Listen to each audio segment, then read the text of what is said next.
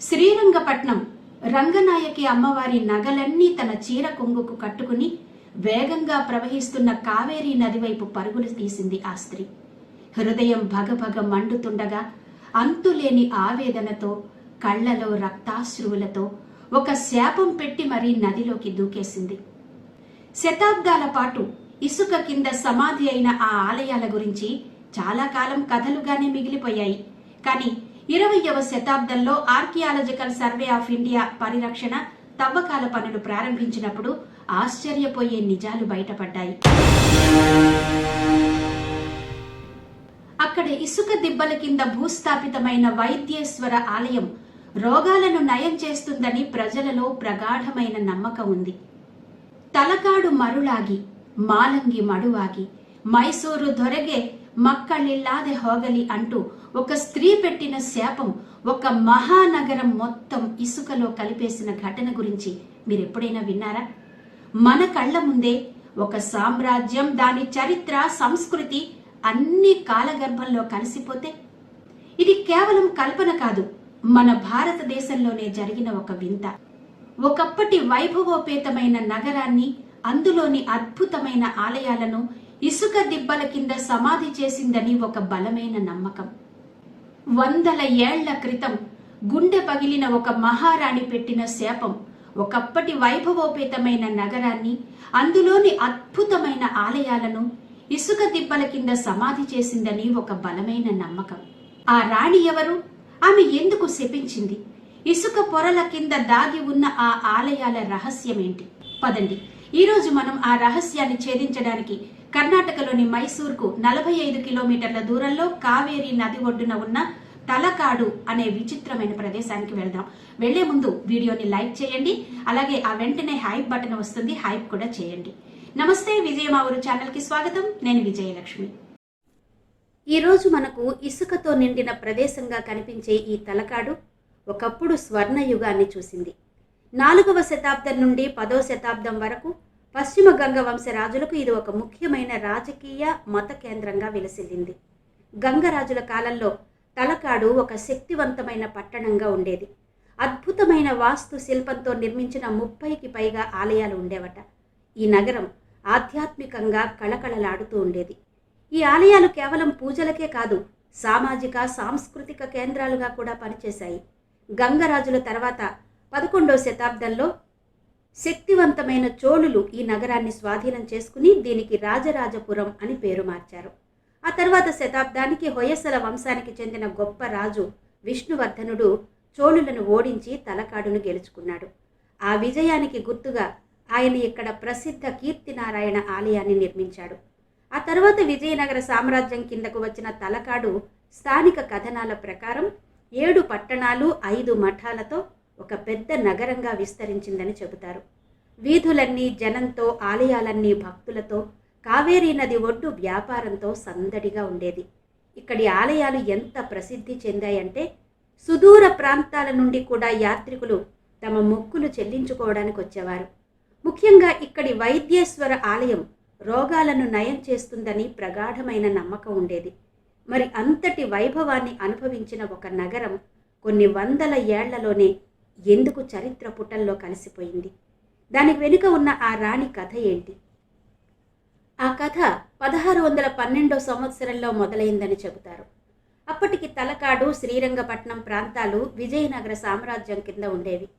శ్రీరంగపట్నాన్ని శ్రీ రంగరాయ అనే ప్రతినిధి పరిపాలిస్తూ ఉండేవారు.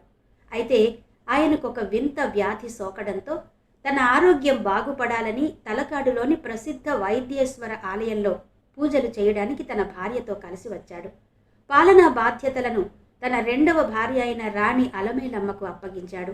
రాణి అలమేలమ్మ శ్రీరంగపట్నంలోని రంగనాయకి అమ్మవారికి పరమ భక్తురాలు. ఆమె దగ్గర అమ్మవారికి చెందిన అమూల్యమైన ఆభరణాలుండేవి. ఇదిలా ఉంటే మైసూర్ను పాలిస్తున్న రాజా వడయార్కు శ్రీరంగపట్నంపై ఎప్పటి నుండో కన్నుంది. శ్రీరంగరాయ తలకాడులో అనారోగ్యంతో ఉన్నాడని తెలుసుకుని ఇదే సరైన సమయమని భావించి శ్రీరంగపట్నంపై దాడి చేశాడు. దురదృష్టవశాత్తు తలకాడులో శ్రీరంగరాయ మరణించాడు. ఈ వార్త తెలిసిన రాజా వడయార్ రాజ్యాన్ని పూర్తిగా తన అధీనంలోకి తీసుకున్నాడు. తన భర్త మరణించి రాజ్యం చేజారిపోవడంతో అలమేలమ్మ అనాథగా మారింది. ఆమె శ్రీరంగపట్నం దగ్గరలోని మాలంగి అనే గ్రామంలో తలదాచుకుంది. కానీ రాజా ఒడయార్ దురాశ అక్కడితో ఆగలేదు. రాణి అలమేలమ్మ దగ్గర ఉన్న అమ్మవారి అమూల్యమైన ఆభరణాలపై అతని కన్ను పడింది. ఆ నగలని తనకి అప్పగించమని రాణికి కబురు పంపాడు. కానీ ప్రాణం పోయిన ఆ నగలను వదులుకోవడానికి రాణి ఇష్టపడలేదు. దాంతో ఆగ్రహించిన రాజా ఒడయార్ ఆ ఆభరణాలను బలవంతంగానైనా సరే స్వాధీనం చేసుకోవాలని తన సైన్యాన్ని పంపించాడు. సైనికులు తనని చుట్టుముట్టడం చూసిన అలమేలమ్మకు ఇక దారి లేదని అర్థమైంది. తన ఆత్మగౌరవాన్ని కాపాడుకోవడానికి అమ్మవారి నగలను శత్రువుల పాలు కానివ్వకూడదని ఆమె ఒక కఠిన నిర్ణయం తీసుకుంది.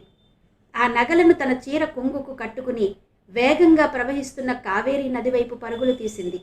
నది ఒడ్డున ఒక ఎత్తైన ప్రదేశానికి చేరుకుని తనను తరుముకొస్తున్న సైనికుల వైపు తిరిగి గుండెలు పగిలే ఆవేదనతో కళ్లలో రక్తం చిందేంత కోపంతో ఒక శాపం పెట్టిందని ఓ కథనం. ఆ శాపమే 400 ఏళ్లుగా ఆ ప్రాంతాన్ని వెంటాడుతోందని చాలామంది నమ్ముతారు. ఆమె నోటి వెంట వచ్చిన ఆ శాపం 3 ముక్కలుగా చరిత్ర గతిని మార్చేసిందని నమ్మకం. తలకాడు ఇసుక దిబ్బగా మారిపోవుగాక, మాలంగి ఒక అంతు చిక్కని సుడిగుండంగా మారుగాక, మైసూర్ రాజులకు ఎప్పటికీ సంతానం లేకుండా పోవుగాక అని శపించి ఆమె ఆ నగలతో పాటు ఉధృతంగా ప్రవహిస్తున్న కావేరీ నదిలోకి దూకి ఆత్మార్పణ చేసుకుంది. ఈ కథ ప్రకారం ఆ క్షణం నుండి ఆ శాపం పనిచేయడం మొదలుపెట్టింది.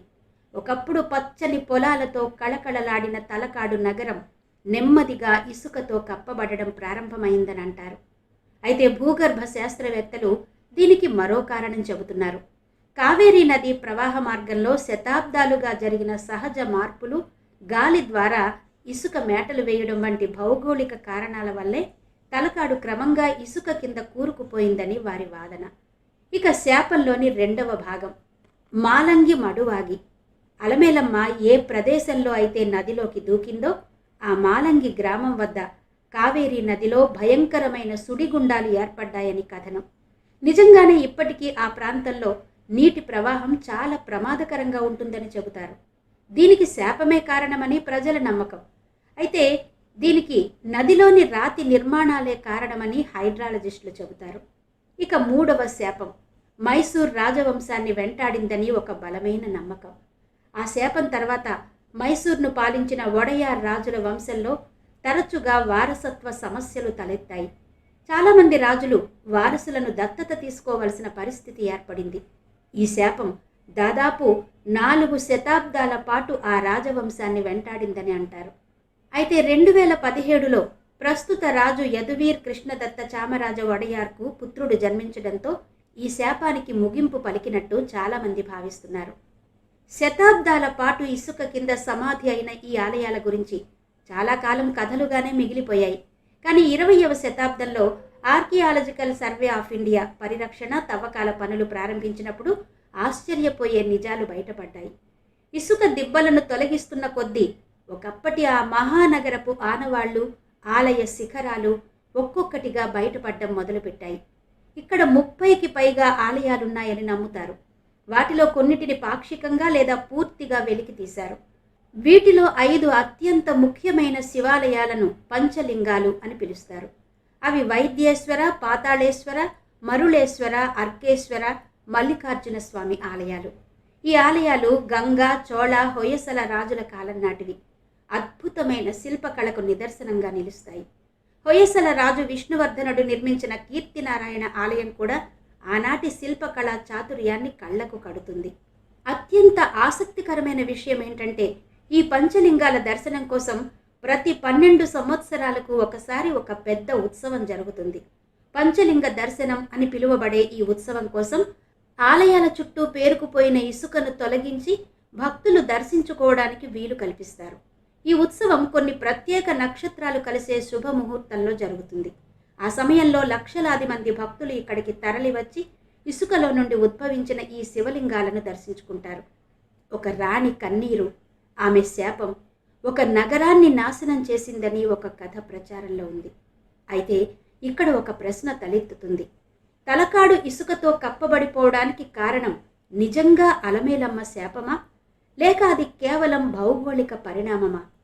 శాస్త్రవేత్తలు కావేరీ నది ప్రవాహం మారడం వల్లే ఇసుక మేటలు ఏర్పడ్డాయని వాదిస్తారు.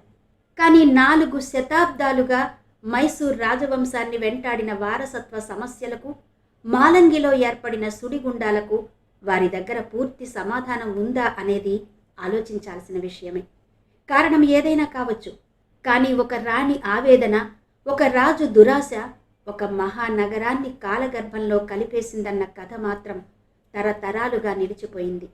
ఇసుక పొరల కింద ఇంకా ఎన్ని ఆలయాలు, ఎన్ని రహస్యాలు దాగి ఉన్నాయో ఎవ్వరికీ తెలియదు. బహుశా అలమేలమ్మ ఆత్మ ఆ ఇసుక రేణువుల్లోనే కలిసిపోయి తన కథను మనకు చెబుతుందేమో. విన్నారు కదా, ఒక రాణి ఆక్రోశం, ఆక్రందన శాపంగా మారి ఒక మహా సామ్రాజ్యాన్ని ఇసుక దిబ్బల కింద ఎలా కలిపేసిందో. మరి ఈ కథ గురించి మీరేమనుకుంటున్నారు? ఇది నిజంగా ఒక శాపం ఫలితమా, లేక ప్రకృతి విపత్తా? మీ అభిప్రాయాలను క్రింద కమెంట్ బాక్స్లో మాతో పంచుకోండి. ఇలాంటి అద్భుతమైన మరిన్ని వీడియోలు చూడాలనుకుంటే తప్పకుండా మన ఛానల్ని సబ్స్క్రైబ్ చేసుకోండి. మరో ఆధ్యాత్మిక విశేషంతో మళ్ళీ మీ ముందుంటాను. అంతవరకు సెలవు. నమస్తే.